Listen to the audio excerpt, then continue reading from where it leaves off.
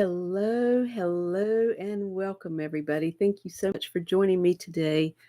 Actually, let me move my microphone a little closer.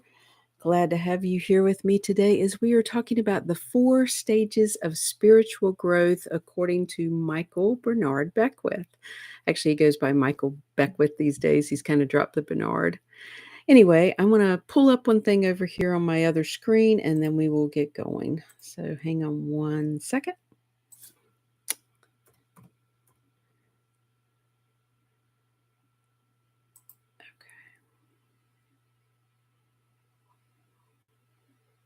I just like to have my notes with me and to be able to share a quote with you. All right, so before we get started, we are going to do our short little meditation elevate just to allow ourselves to ground, arrive, and really be here. So if you will, close your eyes and just start taking some deep, nourishing breaths, getting centered and grounded and arriving.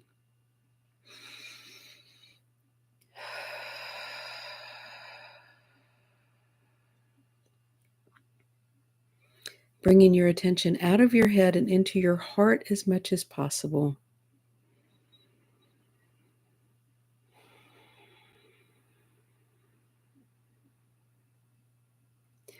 And with your attention here in your heart, I want to invite you to think about someone you really, really love, human or animal, currently on the planet or not, but someone special. When you think about them, it really brings you into that space of love and appreciation and gratitude.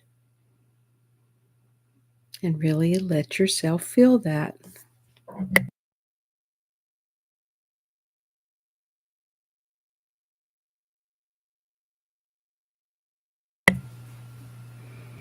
Really anchoring in that feeling.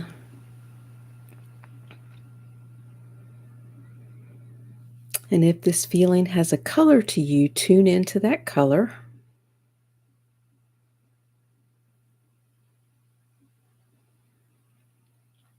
And then imagine spreading that color, that energy of love, appreciation, and gratitude all throughout your body, filling up every single cell of your body with this high vibration energy of love and gratitude.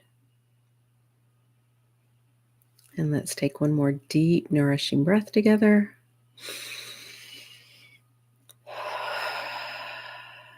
Opening your eyes, coming back to here and now.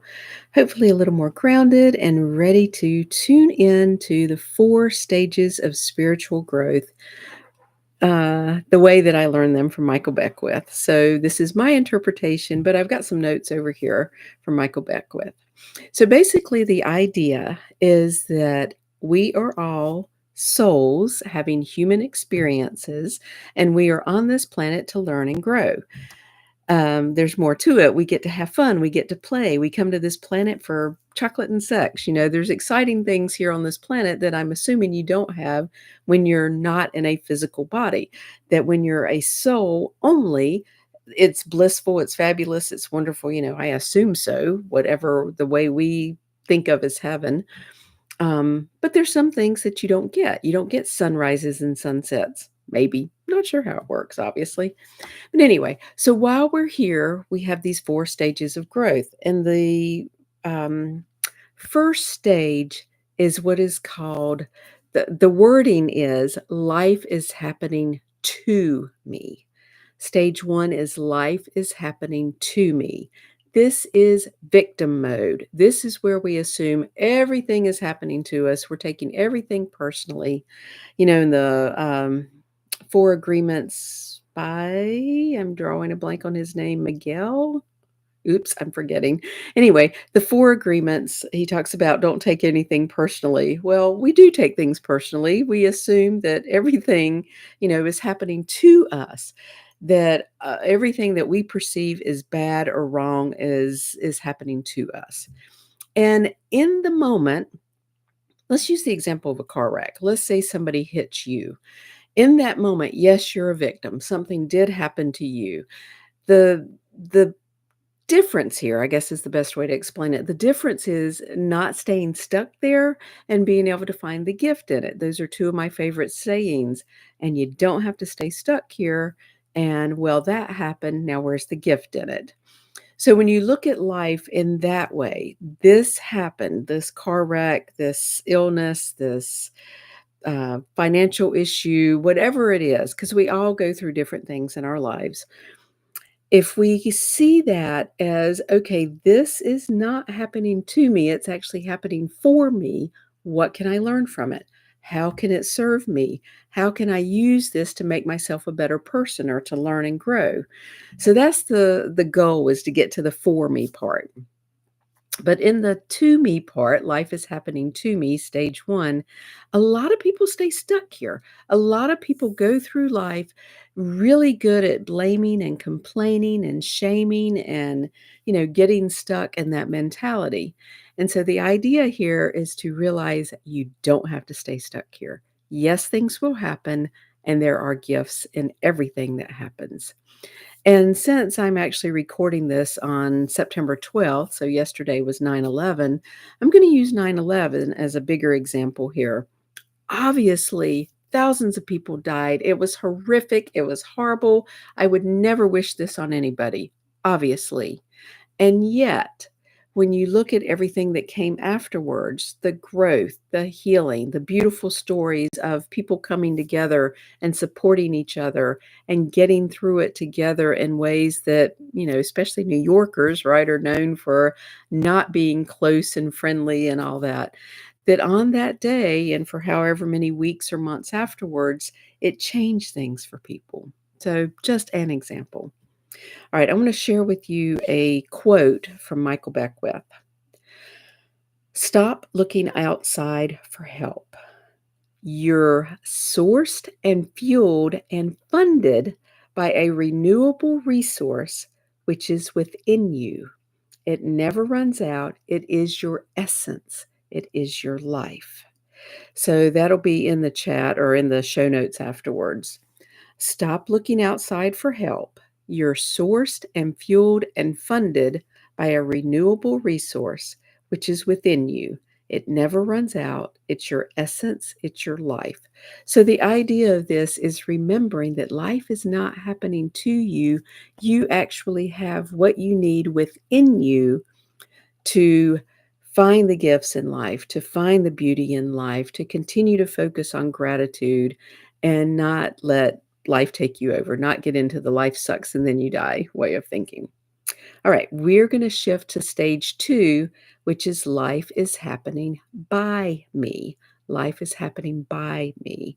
So, this is where you get into manifesting. This is where you've either watched The Secret or you started listening to Abraham Hicks or wherever you've picked it up in the world. You've started getting the message, oh, yeah, I do have a choice. And what I focus on grows. What I,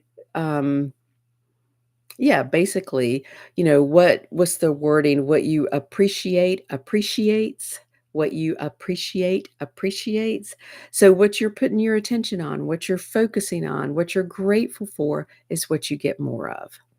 So that is the life is happening by me. It's a beautiful thing. It's when you start realizing it, and it works better in some situations than others, because of your limiting beliefs about things. So if you don't believe you, let's use a new car for an example. If you don't believe you deserve the new car, if you're focused on, I can't afford this, I don't know how I can afford this, I can't do the payments. If that's where your focus is, the new car is not going to happen.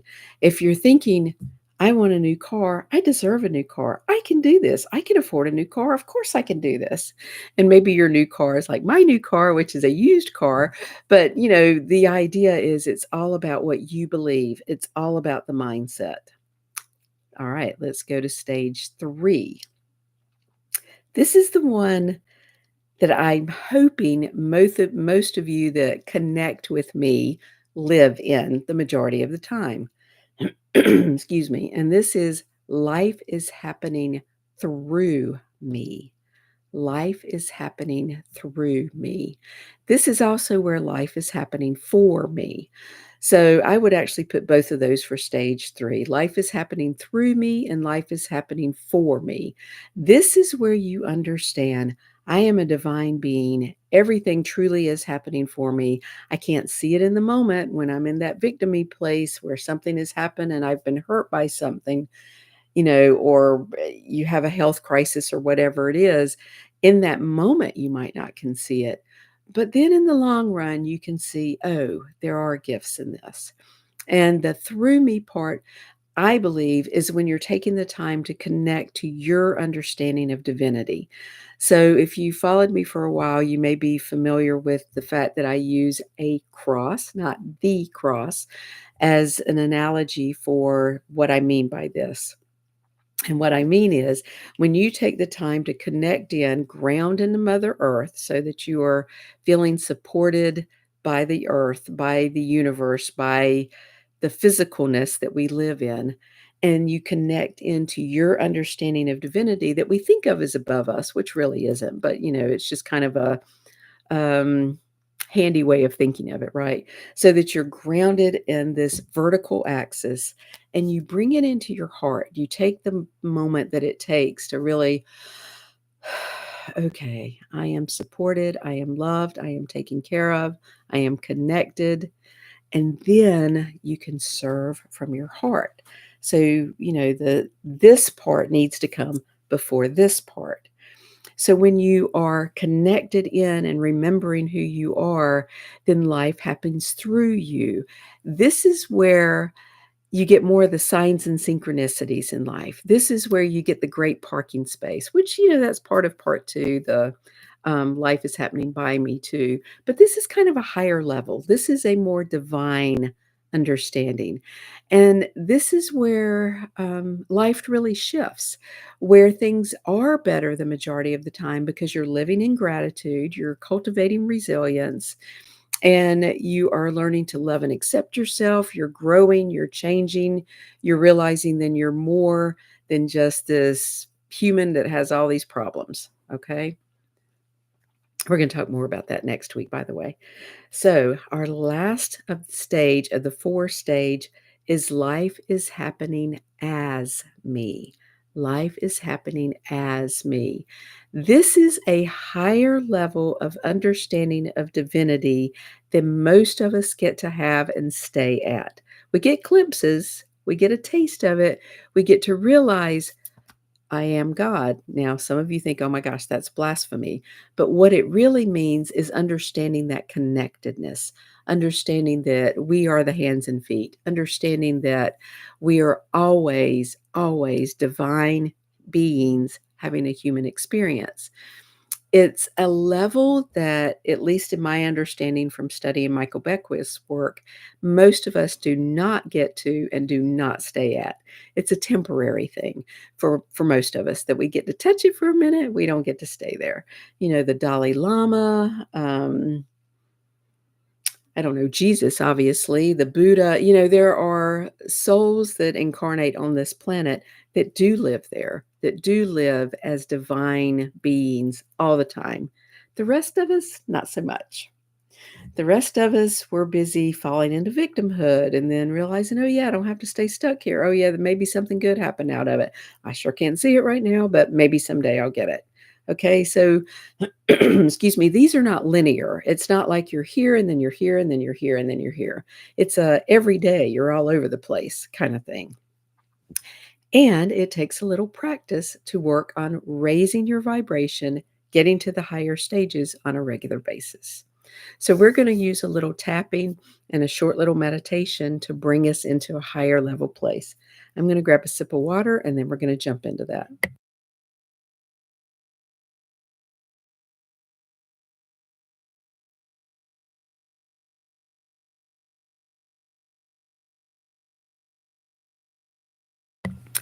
Okay, so we're going to do some tapping. And just a reminder that when you choose to tap with me, you are agreeing to take full responsibility for your emotional well being. Okay, let's get started. So I have other videos that teach you how to do EFT, how to do tapping. This actually isn't really EFT. There's much more to EFT, emotional freedom techniques, than just tapping. Today we're using tapping to raise our vibration, not to go into deep stuff. So we're going to start by tapping on the side of the hand, and then we're going to go around the points. The chin point is the indentation between the lip and the chin. The collarbone point is you find your collarbone, go down about an inch, out about an inch. The underarm for the ladies is down at the bottom of the bra line and the top of the head. Those are the points we'll be using today, and I'll be asking you to repeat after me, preferably out loud. So take a moment to close your eyes.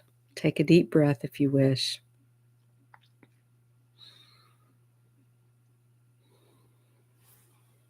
And going to the side of the hand.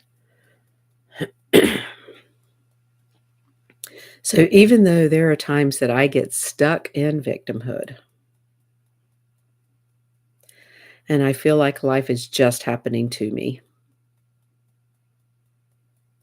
and I can give you many examples of all the things that have happened to me.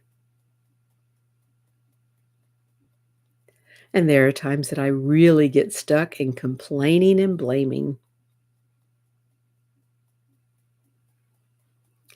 And yet today, I am choosing to be open to new possibilities.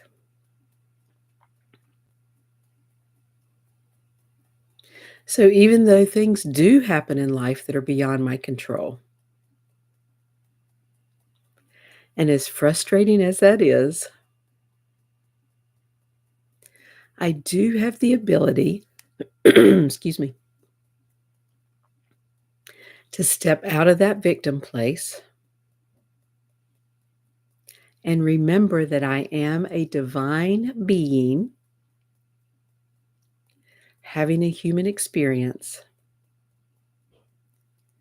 and I don't have to stay stuck in that victim-y place.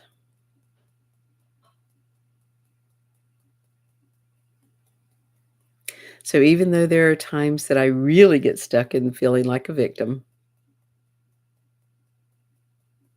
today I am open to new possibilities. Let's go around the points, going to the eyebrow. Man, I get stuck sometimes. Side of the eye, feeling like I am a victim. Under the eye, and terrible things happen to me. Under the nose, and I complain and I blame. And I do get stuck sometimes.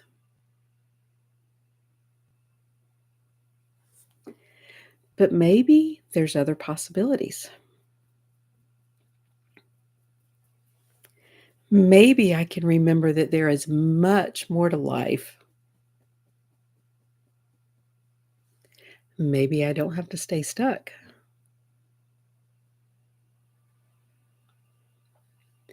I wonder if I can remember that what I appreciate appreciates. That what I focus on grows. That I do have some control.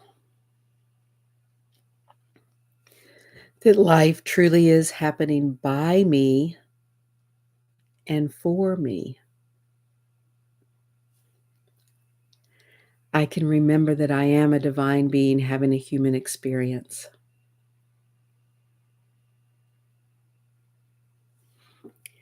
And I can remember that there is more to life than just being stuck and being a victim. I can focus on the beauty in life. I can remember to tune in to my understanding of divinity, allowing myself to feel loved and connected and supported. And I can spread that energy throughout the world. I can let my little light shine. I can be a source of love and light in the world. And I can remember that I matter, that my excuse me, that my voice matters. Cute, huh? And that I am making a difference in the world. I'm not here by accident.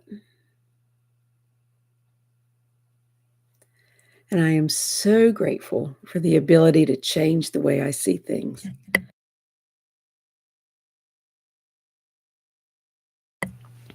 I'm so grateful that I can remember who I truly am.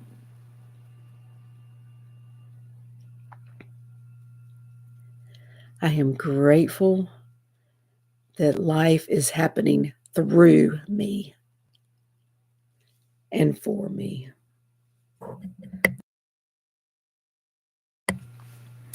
And I am so, so grateful. So I'm going to ask you to stop tapping, put your hands over your heart, take a deep, nourishing breath with me.